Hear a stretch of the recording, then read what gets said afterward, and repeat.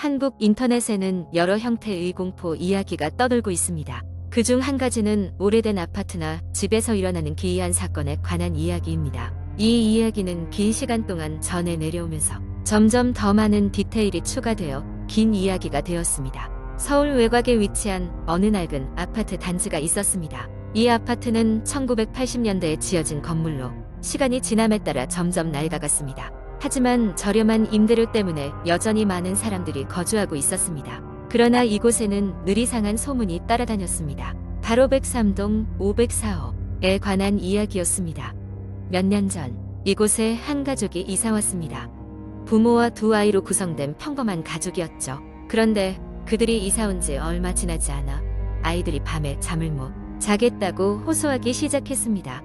아이들 방에서 이상한 소리가 들려왔던 겁니다. 처음에는 부모도 대수롭지 않게 여겼습니다. 건물이 오래되다 보니 생기는 소음일 것이라 생각했기 때문입니다. 하지만 이상한 일은 점점 심해졌습니다.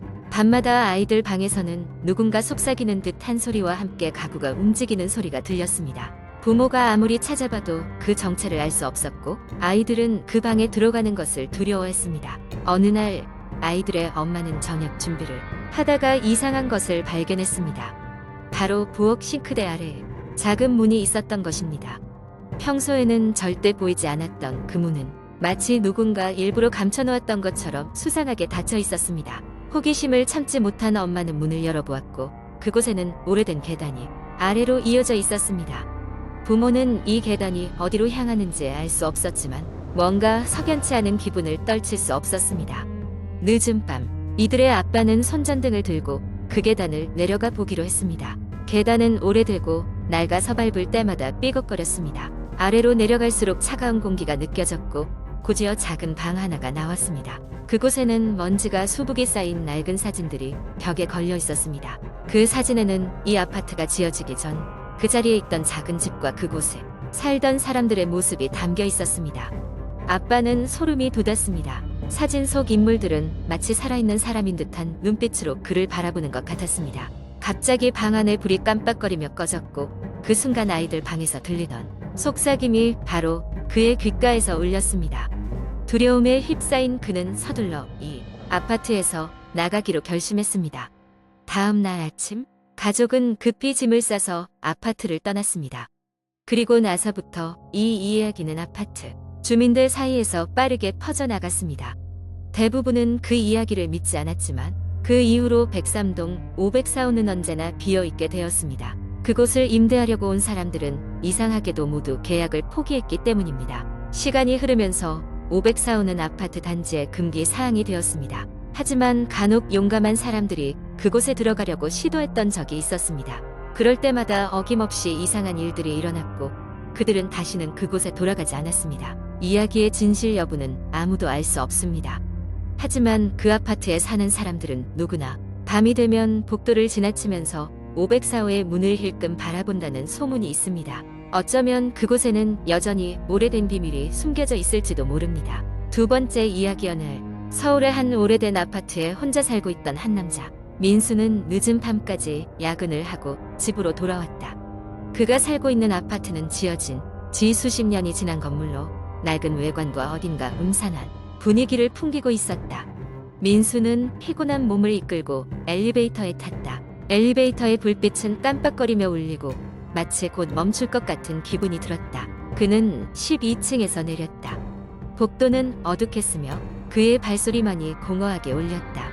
집에 도착해서 문을 열고 들어가자마자 불길한 기운이 엄습했다.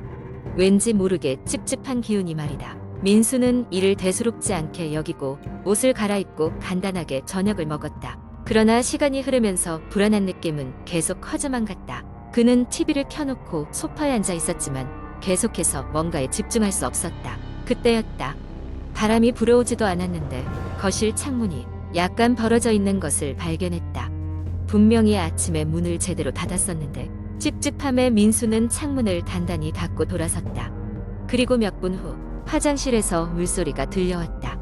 그 소리는 점점 더 커졌고 누군가 일부러 수도꼭지를 최대로 튼 듯한 소리였다. 민수는 두려워했지만 용기를 내 화장실로 갔다. 그러나 수도가 틀어져 있지 않았고 물이 흐르지 않았다. 소름이 돋았지만 민수는 그냥 피곤해서 헛것을 본 것이라 느끼며 침대에 눕기로 했다. 새벽녘 민수는 문득 눈을 떴다. 침대 옆에 누군가 서 있는 것 같은 그림자가 보였다. 깜짝 놀라 그곳을 바라봤지만 아무것도 없었다. 자신이 잠결에 본 것이라고 생각하며 다시 잠을 청했으나 이번엔 분명히 누군가의 숨소리가 들렸다. 그것은 자신의 숨소리와는 확연히 다른 것이었고 방 구석에서 들려왔다. 공포심이 극에 달한 민수는 불을 켰고 방 안을 살펴보았다. 하지만 역시나 아무것도 보이지 않았다. 그는 다시 마음을 진정시키며 불을 끄고 눈을 감았다. 그 순간 방 한쪽에서 여성의 웃음소리가 들려오기 시작했다. 그것은 분명히 사람의 목소리였고 민수는 차마 불을 켜지 못한 채 소리의 근원을 찾기 위해 방 안을 눈으로 훑었다. 그러자 방구석에 있던 가구의 어둠 속에서 희미하게 형체 하나가 보였다. 그것은 창백한 얼굴의 여성이었고 그는 그녀가 자신을 응시하고 있음을 직감했다. 민수의 심장은 터질 듯 뛰었고 그는 정신을 잃을 것만 같았다. 공포에 질려 눈을 꼭 감고 외쳤다. 가라, 나가죠. 순간 모든 소리가 흩어졌다. 조용해진 방 안에서 민수는 다시 눈을 떴다. 어디에도 아무도 없었고 모든 것은 원래대로 돌아가 있었다. 그는 급히 불을 켜고 방 안을 다시 철저히 확인했다. 역시나 그 여성은 어디에도 보이지 않았다. 그날 이후로 민수는 그 집에 더 이상 살 수 없었다. 그는 얼른 짐을 싸고 친구 집으로 옮겼고 그 경험을 누구에게도 말하지 않았다. 단지 인터넷 게시판에 이렇게 글을 올릴 뿐 그곳에 무언가가 있습니다. 절대 혼자 있지 마세요. 하지만 사람들은 그저 장난일 거라며 웃고 넘겼다. 그러나 그 아파트를 오랫동안 비워둘 수는 없었고 몇 달 후 민수와 같은 나이의 비슷한 성격의 남자가 그 방에 들어오게 되었다고 한다. 세 번째 이야기 대학교 여름방학 때였어요. 친구들과 함께 해변 근처에 있는 작은 펜션을 예약하고 여행을 갔습니다. 교외 지역이라 그런지 주변은 너무나도 고요했고 펜션 주위로는 낡은 나무들이 겹겹이 우거져 있었어요. 우리는 신나서 짐을 풀고 해변으로 뛰어나갔습니다. 하루 종일 물에서 놀고 돌아왔을 때는 해가 이미 저물고 있었어요. 다들 피곤했지만 밤을 그냥 보내기 아쉬워 술 한잔하며 카드게임을 시작했죠. 그렇게 한참을 놀던 중 창문 밖에서 이상한 소리가 들려왔어요. 처음엔 바람 소리겠거니 했지만 소리는 점점 더 가까워졌고 뭔가 긁히는 듯한 소리로 바뀌었어요.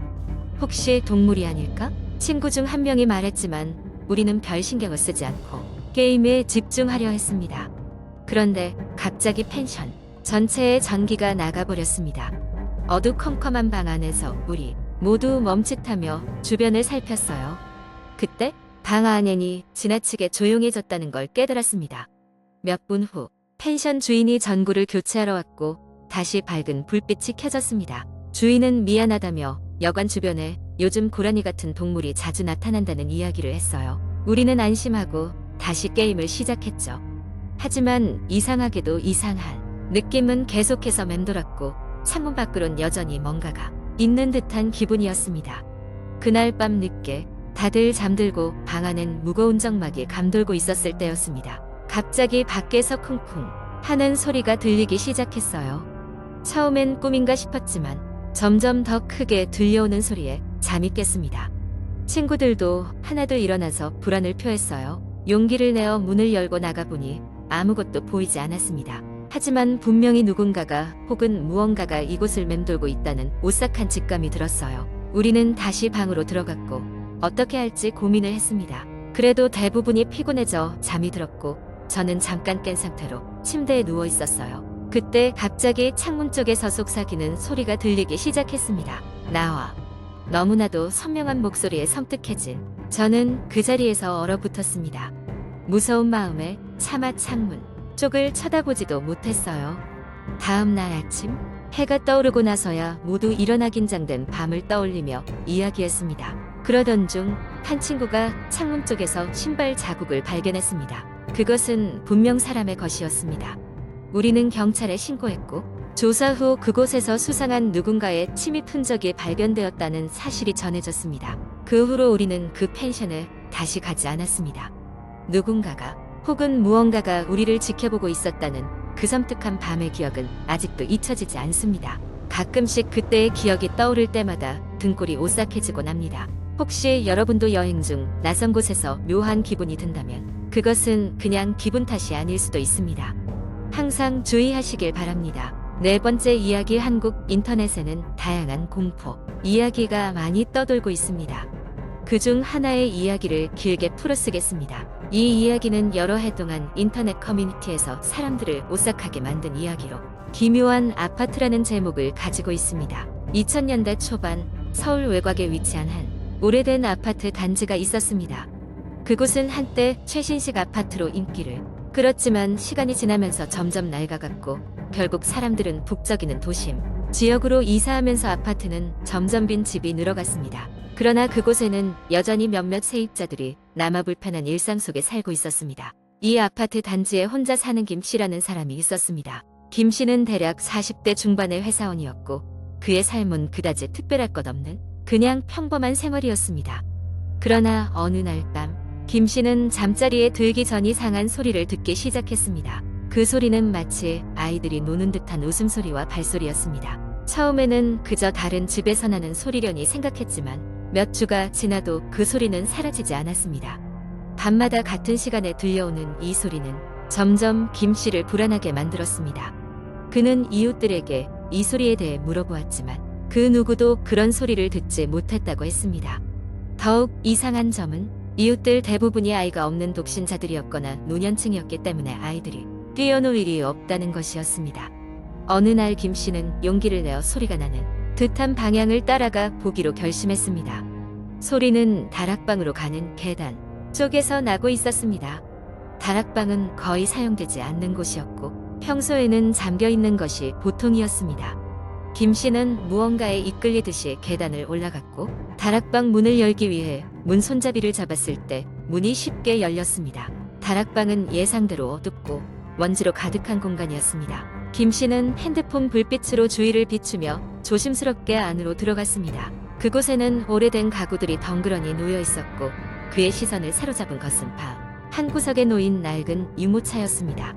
그 순간 그의 뒤에서 문이 쾅 닫히는 소리가 들렸고 급작스러운 소리에 놀란 김 씨는 핸드폰을 떨어뜨리고 말았습니다.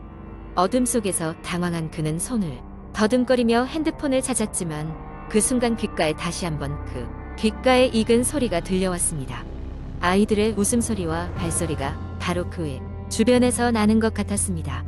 김 씨는 두려움에 뒷걸음질을 치다가 유모차에 걸려 넘어졌습니다. 그 순간 그의 머릿속에는 이곳이 더 이상 안전하지 않다는 생각이 들었고 그는 문을 열고 다락방을 빠져나왔습니다. 이후 김 씨는 이 아파트를 떠나기로 결심했습니다. 떠난 이후로 김 씨는 그 소리에 대한 트라우마로 인해 몇 달간 불면증에 시달렸습니다. 또한 그가 떠난 후에도 그 아파트에서는 이상한 소리와 기이한 목격담이 계속해서 들려왔습니다. 그러나 그곳을 조사해 들어간 사람들은 아무런 이상한 점을 발견하지 못했습니다. 오랜 시간이 지난 지금도 그 아파트는 여전히 남아있고 일부 사람들 사이에서는 아직도 귀신이 산다고 믿고 있습니다. 그리고 김 씨는 그날 밤 문을 닫았던 것이 사람이 아닌 다른 존재였을 것이라 생각하며 여전히 섬뜩한 기억에 떨고 있다고 합니다. 이 이야기는 단순한 소문으로 그칠 수도 있지만 그 당시 아파트에 살았던 많은 사람들이 비슷한 경험을 했다고 주장하면서 이 이야기는 사실로 여겨지기도 합니다. 공포 이야기가 가지는 매력은 바로 현실과 상상을 모호하게 만드는 그 애매한 경계 때문일 것입니다.